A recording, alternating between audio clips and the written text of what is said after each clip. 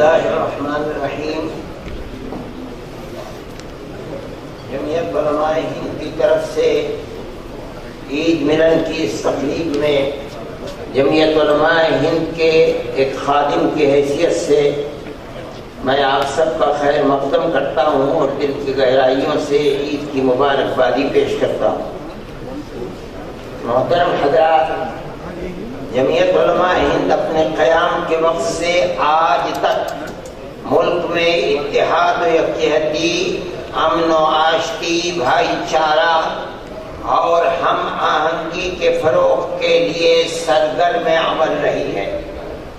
جمعیت علماء ہند کا یہ مشن آج اس وقت بھی جاری ہے جب ایک خاص سوچ اور نظریے کے متحمل سیاسی قوتیں ملک کو سیکولرزم اور مذہبی غیر جانبداری کی راہ سے ہٹا کر صدیوں پیچھے لے جانا چاہتی ہیں، اور اس کے لیے ملک بھر میں نفرت اور فرقہ پرستی کا ماحول پیدا کیا جا رہا ہے۔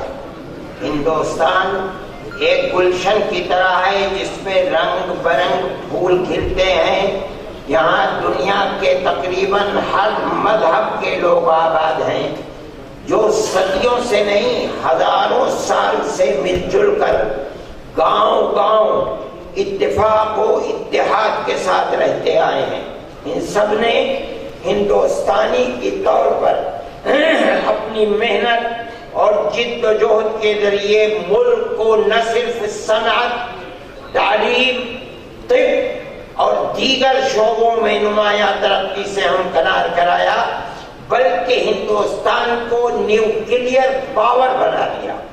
افسوس کی بات ہے کہ آج کچھ لوگ نہ صرف یہ دعویٰ کرتے ہیں کہ ملک میں 60-65 سال کی کچھ ملک میں 60-65 سال میں کچھ ہوا ہی نہیں، بلکہ وہ ملک کی اب تک ہو چکی ترقی کو بھی الٹی سمت میں گھما دینا چاہتے ہیں۔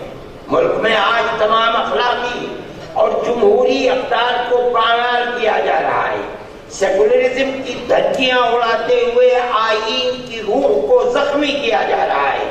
ملک کے وہ باشندے جو بھائیوں کی طرح رہتے آئے ہیں، آج ان کے درمیان نفاق اور نفرت کے بیج بوئے جا رہے ہیں تاکہ اس کی صرف سیاسی فصل کاٹی جا سکے۔ ایک خاص فرقے کو، کچھ خاص فرقوں کو ان کی مخصوص شناخت اور خوراک کی وجہ سے نشانہ بنایا جا رہا ہے، اور اب تک کئی بے قصور اپنی جان سے ہاتھ دھو بیٹھے ہیں، اور روزانہ ملک میں اس طرح کے حالات پیش آ رہے ہیں۔ اس کی وجہ سے سماج میں کشیدگی، اور کشمیر سے کنیا کماری تک اور بمبئی سے منی پور تک خوف پیدا ہو رہا ہے۔ لیکن ان حالات پر قابو پانے کے لیے مرکزی اور ریاستی حکومتوں میں کوئی دلچسپی دیکھنے کو نہیں مل رہی ہے۔ جمعیت علماء ہند ملک کے ان حالات پر سخت فکر مند ہے۔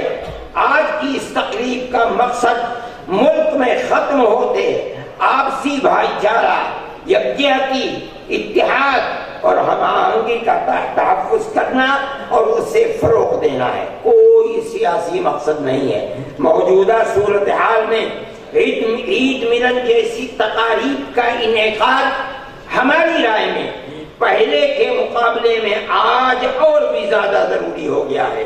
ایک دوسرے کو سمجھنے، غلط فہمیوں کو دور کرنے کے لیے ساتھ بیٹھنا بے حد ضروری ہے۔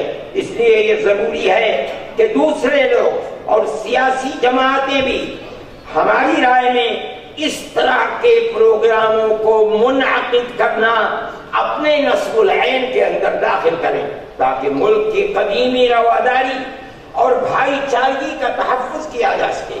ورنہ آج جو حالات ہیں وہ انتہائی سنگین ہیں، اور ان پر قابو نہیں پایا گیا تو یہ ملک کی اب تک تمام ترقی کے لیے نقصان دہ ثابت ہوگا، اور جو ہندوستان سپر پاور بننے کے راستے پر چل رہا ہے صدیوں پیچھے جا سکتا ہے۔ آج ہمارے سامنے سب سے بڑا سوال یہ ہے کہ ملک آنے والے وقت میں کس کسی خاص مذہب کی بنیاد پر چلے گا یا قومیت کی بنیاد اور سیکولرزم کے اصولوں کی بنیاد پر چلے گا؟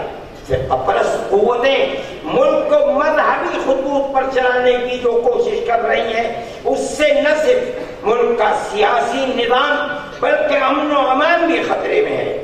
یہ بات واضح کرنی بے حد ضروری ہے کہ ہندوستان میں کسی ایک مذہب کی بالادستی سینکڑوں مذاہب کے درمیان میں چلنے والی نہیں ہے۔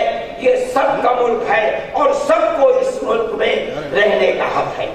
ہندوستان ہمیشہ سے گنگا جمنی تہذیب کا علم بردار ہے اور اسی راہ پر چل کر ہی ملک کی ترقی ممکن ہے اور 70 سال میں ملک نے ترقی کی ہے۔ لہذا میں یہاں موجود تمام معزز مہمانوں سے اور خاص طریقے پر اپنے ملک کے ہر دل عزیز ڈاکٹر منموہن سنگھ سابق وزیر اعظم سے یہ درخواست کروں گا کہ وہ جمعیت علماء ہند کے اس امن و اتحاد مشن میں نہ صرف اپنا تعاون دیں بلکہ ایک ایسے محاذ کا قیام عمل میں لانے کے لیے کوشش کریں جو ہندوستان کے سیکولر آئین اور اقدار کے تحفظ کے لیے ایک مضبوط دیوار بن سکے۔